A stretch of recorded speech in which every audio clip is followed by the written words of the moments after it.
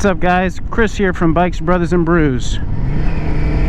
First of all, I'd like to welcome you back to the channel. If you are a returning subscriber or a returning viewer, if you're new here, we are Bikes, Brothers and Brews, just a couple Midwestern brothers who enjoy motorcycles and brewed beverages.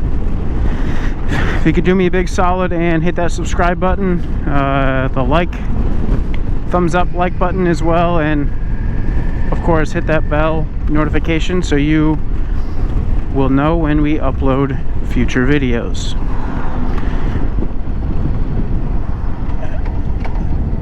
Some of you may notice I'm on a little bit different bike today. I had to steal my wife's Yamaha V-Star 650 because my Kawasaki Vulcan Voyager 1700 is about 250 miles north of where I currently live. Last weekend for the 4th of July week, which also coincides with my wife and my mother's birthdays, I took the bike about 250 miles north to the mid-Michigan area on my longest ride, my longest single day ride in the 4 years I've been riding, which is a story in and of itself. I'll get to that here in a second. So the day I was supposed to leave, actually a couple days before that, let me back up, I had been checking the weather pretty religiously to see if it would suffice or comply with me wanting to take the bike to visit family. The plan was I'd ride on the bike and my wife and our 2 dogs would be in a car behind me in case anything happens. Holy crap. So I have this HJC I-70 helmet and one of the top vents is rattling like crazy. I'm not sure if you can hear it, but holy crap, it is annoying as heck. Anyway, like I said, I had been checking the weather pretty religiously, and the day before I left, the potential for rain had gone down significantly. Prior to that, it was about a 60 to 75% chance of rain up in Toledo, which is almost near the midway point of our trip. And then the day before I was supposed to leave, it dropped down to about 40%. So that gave me the green light to go. However, the day of, things got a little bit dicey. Had a couple errands to run before we left town, and while we were running those errands, the weather had changed significantly. I'll drop a picture here so you can see what I'm talking about. Where we were at the time, there was a 0% chance of rain at the time, but we were right in the middle of a storm cell, or at least one that was going to hit. And I had looked at that. My wife and I were off doing 2 separate errands at the time. I looked at that and sent it to my wife and told her that this kind of popped up out of the middle of nowhere. And she texts back, "Well, what do you want to do?" It didn't take very long for me to make my decision. At that point, we were already half hour or so away from home in a different city running some errands, a bigger city than the one in which we live. And I told her simply, let's just power through it. Because I don't have very much experience riding through rain, through storms. It's not necessarily that I'm a fair weather rider, but I just hadn't really had the opportunity, I suppose, to get caught in rain or have to deal with rain or not. So I never really dealt with it in extended capacity, I guess. So when we were ready to leave, I actually put on my rain suit. It's just a basic rain suit, not necessarily specifically made for motorcycles. I threw that on and we headed on our way. A little bit south of Toledo, Ohio, it started to rain and thunderstorm, and it didn't stop for more than an hour. And I told my wife initially that, you know, we're gonna power through it, and then if there's any point in time where I feel I don't feel safe or I feel too uncomfortable, then we'll stop and find some shelter somewhere and wait for the storm to pass. Well, there were a couple times where it was dicey, but it wasn't, I never really felt too incredibly unsafe. On the Voyager, I put on the bigger 17-inch windshield to help protect with the rain, and plus it being my longest ride, I wasn't sure how much highway or interstate driving would beat the crap out of me, so I wanted to be as prepared as I could. So the windshield had stopped the rain pretty well, and it was kind of beating off the side, you know, not really doing too much. It became a little difficult to see at times, but not too, still never felt unsafe. I just kept my space between the car in front of me and made sure that if something were to happen, I would have enough time to hopefully react to it. Well, what I didn't account for those of you that have rode through the rain, having water on the windshield isn't that big of a deal, but when it's on your windshield and also on your visor, it makes seeing through two panes of glass, or plexiglass for that matter, that have rain on it, that much more difficult. So it got to the point where I don't have a pin lock on this HJC either, so it started to fog up. And there was an instance where I was going for probably 35 minutes or so with the visor up and just dealing with any little splashes that maybe splashed my face. Because at that point, that was less risky than trying to see through both the windshield and a helmet that were covered in water. So after that hour or so of riding through the rain, we went to our the one pit stop that we generally make when we go visit family up in Michigan, so that way we can let our dogs out to go pee or poo or whatever they have to do. We got to that point and it was dry, the roads were dry. I was still in my rain gear, so I took that off, and then I tried to dry out a little bit more, waited a little bit so I could relax, given I had spent the previous hour with my throttle hand essentially white knuckling it the whole way. And after we were done relaxing, ready to go, put some more gas in my bike, and then we hit the road for an hour and 50 minutes, which was the single longest amount of time I have sat on a motorcycle. And let me tell you, by the time I got to my parents' house, where we were staying for the week, my butt was killing.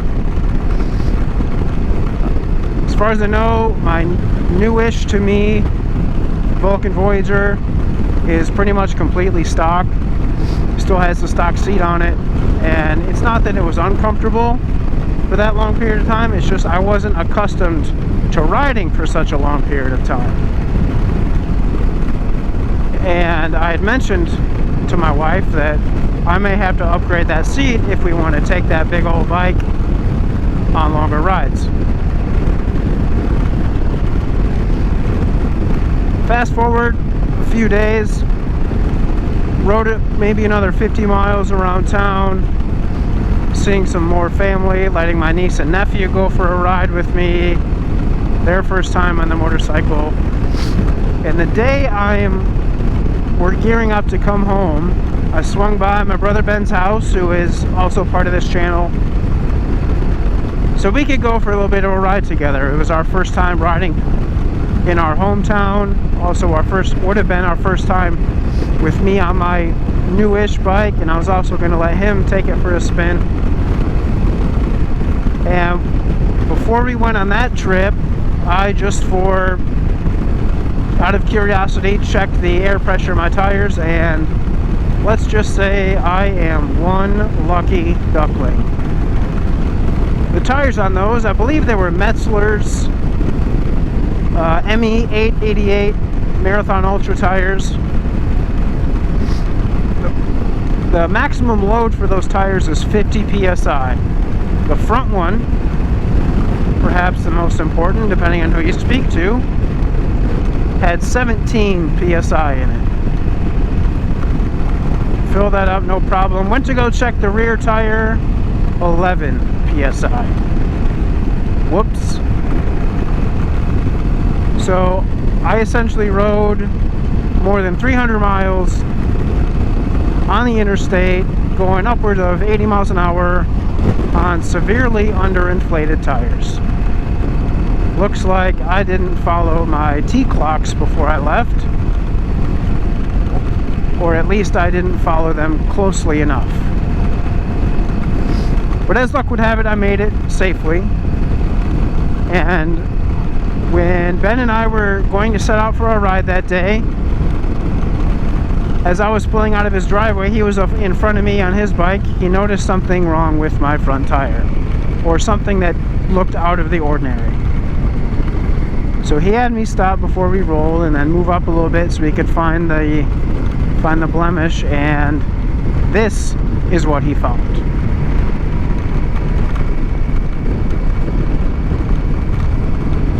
After doing some more inspection of this, it turned out it was a cut of some sort, and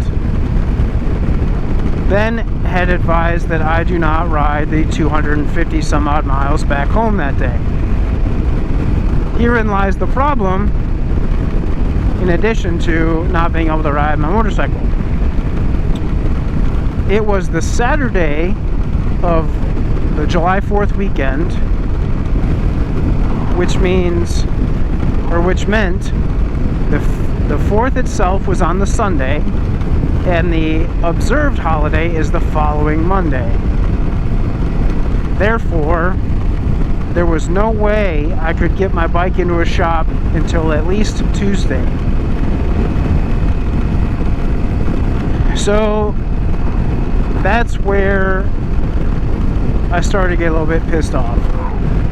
Didn't expect to have to buy tires, and I was really upset that I was going to have to leave the bike with my brother, have him deal with transporting it to and from the shop, getting it all taken care of, and you know, I could pay by phone no problem, but it was just going to be more of a headache than what I wanted to deal with.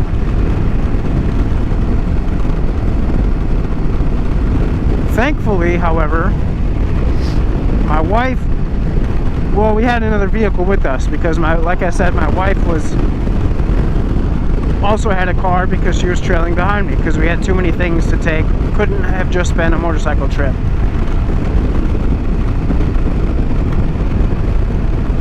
So I unloaded the bike, or everything I had on the bike, put it in her car. We ended up taking off that day.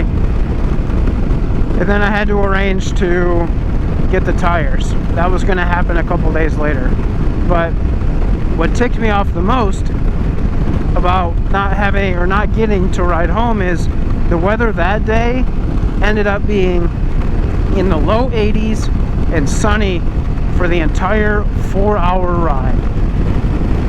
So I could have had perfect riding weather to smash those 250 miles on the way home, but instead I didn't have a motorcycle to work with. And on top of that, things are starting to pick up with my work, with my wife's work, and there's no saying when we're going to have time again to go pick up the motorcycle. Hence why I'm on my wife's bike, because I'm itching to ride. It's like high 80s right now, and the fact that I don't have a motorcycle I can ride really pisses me off or excuse me, the fact that I don't have my motorcycle that I can ride really pisses me off. But we're fortunate to have two motorcycles, so I can steal my wife's on days like this in which I want to ride, especially on days that she doesn't take hers or take it, so it leaves me the opportunity to ride it. But it's just unfortunate that I'm dealing with this right now. Kind of feeling like Setzer Pendants down in Texas, you know, early in June. He had gone to Arizona and some stuff happened with his bike, and he had to fly back to Texas with all of his stuff in Arizona. And you know, I feel like him, given the fact that my motorcycle is a state away. But you know, that's just the way life works sometimes. And as I mentioned, I'm fortunate that I have another motorcycle I can ride, so I can scratch that itch of being on two wheels. I would just rather be on my bike. This is the first time I've taken this bike out for a while. This is a 650. It's the first time I've ridden this bike, or a bike like this, in a while. I used to have a 650 myself, but then I upgraded to the Kawasaki Vulcan Voyager because we needed a new bike, a bigger bike, so we could take longer trips. But when I first got on this thing, it just it feels like a toy compared to my big 1700. It's pretty quick, you know, nice little 650 to zip around on, but it's not my 1700. That couch on wheels, essentially. But that's going to be it for today, guys. Remember, hit that subscribe button, smash that like button, hit the bell so you know the next time I upload a video. I'd like to thank you guys for stopping by, and until next time, see you later.